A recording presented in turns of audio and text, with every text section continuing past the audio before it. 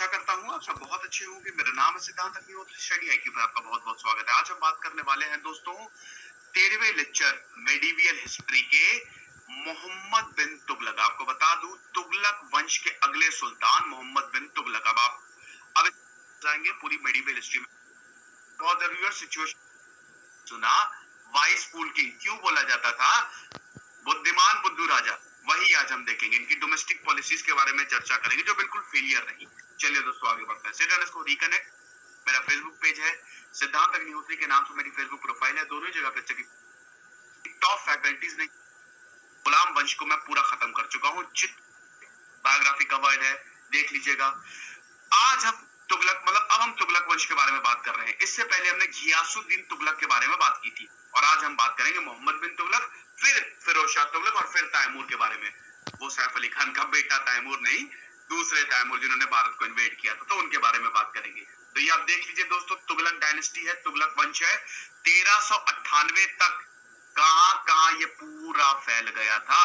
फिरोज शाह तुगलक एक बहुत ही महान राजा आए थे, महान सुल्तान आए थे तुगलक वंश के। मोहम्मद बिन तुगलक के ठीक बात आएंगे, तो उनकी भी बायोग्राफी हम देखेंगे। तो जब उन्होंने टेक ओवर किया था तो आप देख सकते हैं उन्होंने कहां एक्सपेंशन कर दिया था। ठीक है, हालांकि ये जो एक्सपेंशन है ये अलाउद्दीन खिलजी के समय से ही हो गया था। ये दौलताबाद, ठीक है ना, ये दौलताबाद यही कैपिटल शिफ्ट कर दी थी दिल्ली से। आप देख रहे हैं ना दौलताबाद किधर पे है, ये सेंट्रल में है, मतलब डेक्कन से थोड़ा सा डेक्कन एरिया में है ये। तो दिल्ली से पूरा दौलताबाद मोहम्मद बिन तुगलक ने अपनी कैपिटल को शिफ्ट कर दी थी। दौलताबाद को देवगिरी बोला जाता था। अलाउद्दीन खिलजी ने इसको जीता था ना। अलाउद्दीन खिलजी पहला था जो साउथ में चला गया था, साउथ में जीत लिया था। चार जो बहुत ही बड़ी डायनेस्टीज थी उनको जीत लिया था, वो मैंने पूरा कवर किया है। ठीक है, तो यहाँ पे मोहम्मद बिन तुगलक ने बोला कि मैं तो दौलताबाद में रहूंगा, दिल्ली में रहूंगा ही नहीं। तो पूरा इसने कैपिटल ही शिफ्ट कर दी थी। अब यहाँ पे दो चीजें होती हैं। होता क्या है अक्सर कि जब भी आप कैपिटल शिफ्ट करते हैं तो आप बेसिकली सीट्स चेंज करते हैं। मतलब जो प्रोमिनेंट ऑफिसर्स हैं आप उनको बोलते हैं कि आप वहां जाओ। ऐसा तो है नहीं कि पूरी जनता को आप शिफ्ट कर दें। मोहम्मद बिन तुगलक ने पूरी जनता को ही शिफ्ट कर दिया था। जो लाखों की पॉपुलेशन थी ना, दिल्ली से पूरा दौलताबाद वो लेके गया था। तो ऐसा कुछ पागलों वाले डिसीजन थे उसके, तो उसके भी हम देखेंगे। लेकिन सिर्फ नेगेटिव इंपैक्ट नहीं हुए, पॉजिटिव इंपैक्ट भी हुए। मोहम्मद बिन तुगलक की मंशा कभी भी गलत नहीं रही, ये बहुत सारे हिस्टोरियंस ने बोला है। हिस्टोरियंस की बात करें दोस्तों तो इब्न बतूता बहुत बड़ा सोर्स है। ठीक है, इन्होंने काफी कुछ लिखा है।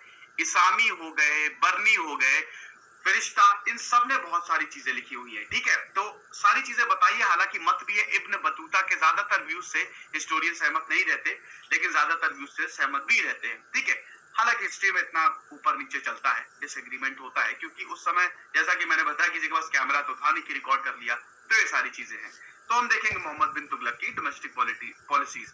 अगर हम बात करें मोहम्मद बिन तुगलक का जन्म, तो मोहम्मद बिन तुगलक घियासुद्दीन तुगलक का बेटा था, जो जिसने शादी की थी एक हिंदू इंडियन वुमेन से। ठीक है, तो एक तरीके से मोहम्मद बिन तुगलक हिंदू था, क्योंकि पैदा ये घियासुद्दीन तुगलक क्या हुआ था तो ये मुस्लिम बना। इसका नाम जो था वो उलुग खान भी था बचपन में, जौना खान भी इसको बोला जाता, लेकिन जब ये राजा बना तब इसको मोहम्मद बिन तुगलक बोला जाता था।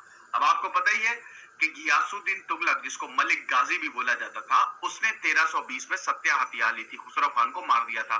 तो 1320 से लेकर 1325 तक घियासुद्दीन तुगलक का रूल चला था। लेकिन 1325 में मोहम्मद बिन तुगलक ने साजिश करके, ये इब्न बतूता नहीं लिखा है, साजिश करके घियासुद्दीन तुगलक को मार दिया और उसके बाद फिर अपने आप को राजा घोषित कर दिया। अब बताता हूं, 1325 में, फरवरी 1325 में ये राजा घोषित हुआ। जैसे ही घियासुद्दीन तुगलक का देहांत हुआ 3 दिन बाद इसकी कोरोनेशन सेरेमनी हुई और उसके बाद इसको राजा घोषित किया, सुल्तान घोषित किया। तो तुगलक वंश के अगले सुल्तान हैं Mohammad bin Tughlaq. Highly educated person. पहले हम इनकी थोड़ी तारीफ कर लेते हैं, बाद में बुराई करेंगे तो ज्यादा सही रहेगा। तारीफ करने के बाद बुराई, क्या बात है। तो हाईली एजुकेटेड पर्सन, हर चीज में निपुण, बहुत ही एफिशिएंट कमांडर, मिलिट्री में बहुत ही जबरदस्त, एक्सपेंशनिस्ट, अरेबिक पर्शियन लैंग्वेज आती है, एस्ट्रोनॉमी मैथमेटिक्स इसको आती है, फिलोसफी और हाईली रिलीजियस पर्सन, इसको सब कुछ पता था, बहुत ही काइंड था। आपको बता दूं, जो इंसान इसके पास अपनी फरियाद लेके आता था वो उसकी पूरी करता था, लेकिन अगर कोई दुश्मन होता था तो उसको बख्शता भी नहीं था। शराब बिल्कुल भी नहीं पीता था, शराब से पब्लिक ड्रिंकिंग ये बिल्कुल भी नहीं करता था, और बहुत ही जबरदस्त कमांडर, एम्बिशियस और काफी ज्यादा मॉरल कैरेक्टर था। मॉरल ग्राउंड बहुत बड़ा होता था इसका। दोस्तों आपको बता दूं कि आपको हमेशा हाई मॉरल ग्राउंड रखना होता है, ठीक है ना, स्पेशली जब आप किंग है। जब आप हाई मॉरल ग्राउंड रखेंगे, तभी जब आप रोल मॉडल बनेंगे दूसरों के लिए, तभी तो जनता आपको सराहेगी ना। तो रोल मॉडल बनिए। तो यहाँ पे रोल मॉडल कैसे बनते हैं, सबको देख लीजिए, जो भी जितने भी फेमस लोग हुए हैं, जितने भी फेमस पर्सनालिटीज हैं, उनका मॉरल ग्राउंड जो कैरेक्टर है वो बहुत ही ज्यादा हाई रहता है, ठीक है। तो इसका भी बहुत हाई मॉरल कैरेक्टर था, और बहुत ही ज्यादा फेथफुल था, ऑनेस्ट था, होगी तारीफ। उसके बावजूद, इतना एजुकेटेड होने के बावजूद, इसने जो भी डिसीजन लिए, मंशा इसकी गलत नहीं थी, लेकिन सिचुएशन को एनालाइज करने में बिल्कुल नाकामयाब रहा, और जनता के खिलाफ गया।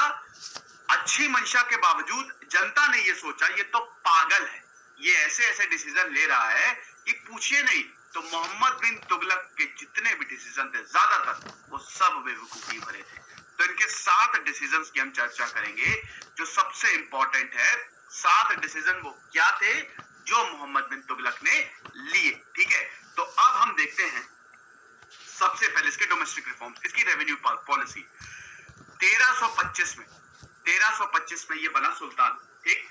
अब इसने सबसे पहले क्या किया कि चलो नई रेवेन्यू पॉलिसी निकालते हैं। सबको बहुत आशाएं थी। आपको बता दूं कि अब इतना अगर एजुकेटेड पर्सन आता है, ये देखिए आम बात है, कोई बहुत ही एजुकेटेड होता है, कोई भी हो, ठीक है, और इतना ज्यादा मतलब बोल दिया अरे ये तो इतना बड़ा है और इतनी इसने पढ़ाई लिखाई की है और इतना ज्यादा समझदार है, तो लोगों की एक्सपेक्टेशन बढ़ जाती है कि बहुत ज्यादा अच्छा है, और काफी लोग एक्सपेक्ट करने लगते हैं। तो इससे बहुत ज्यादा एक्सपेक्टेशन थी, ठीक है। सबने सोचा कि कमाल करेगा, लेकिन एक्चुअली में ऐसा हुआ नहीं। इसने सबसे पहले क्या किया कि टैक्स बढ़ा दिए। अब ये जो अलाउद्दीन खिलजी के समय से टैक्स चल रहे थे, 50% अलाउद्दीन खिलजी ने बहुत ज्यादा बढ़ा दिए थे। वो इसलिए बढ़ा दिए थे क्योंकि वो नहीं चाहता था कोई अमीर हो। यासिन तुगलक ने कम कर दिए, ठीक है, 1/5 कर दिए थे, 1/3 कर दिए थे, 1/10 से ज्यादा नहीं। लेकिन यहाँ पे इसने क्या किया, 10 से 20% सीधा हाइक कर दिया। तो बहुत ज्यादा था। देखिए दोस्तों, ये जो गंगा यमुना का रीजन था, इलाहाबाद का रीजन था, ठीक है, दोआब जिसको बोलते हैं ना, दोआब क्या होता है, दोआब मतलब होता है दो नदियों के बीच की जगह, जो कि बहुत ही ज्यादा फर्टाइल होती है, ठीक है। गंगा यमुना इलाहाबाद में मिलती है, आपको पता ही है, ठीक है। तो यहाँ पे इलाहाबाद में इनका संगम होता है, यमुनोत्री से यमुना निकलती है, गंगोत्री से गंगा निकलती है, ठीक है। हालांकि गंगा नहीं हो तो भागीरथी होती है। तो उसके बाद ये इलाहाबाद में मिलती है दोनों, तो ये बड़ा ही फर्टाइल रीजन है, ठीक है। तो यहाँ पे इसने ढेर सारे टैक्स लगा दिए, ठीक है। तो जो कल्टीवेटर्स थे, तो वो बहुत ज्यादा परेशान हो गए कि इतना ज्यादा। अब दोस्तों ऐसा था कि जब ये टैक्स बढ़े, जो ये टैक्सेशन पॉलिसी थी इसकी, जो टैक्स बढ़ाए गए, इससे लोगों का मूड खराब होना शुरू हो गया।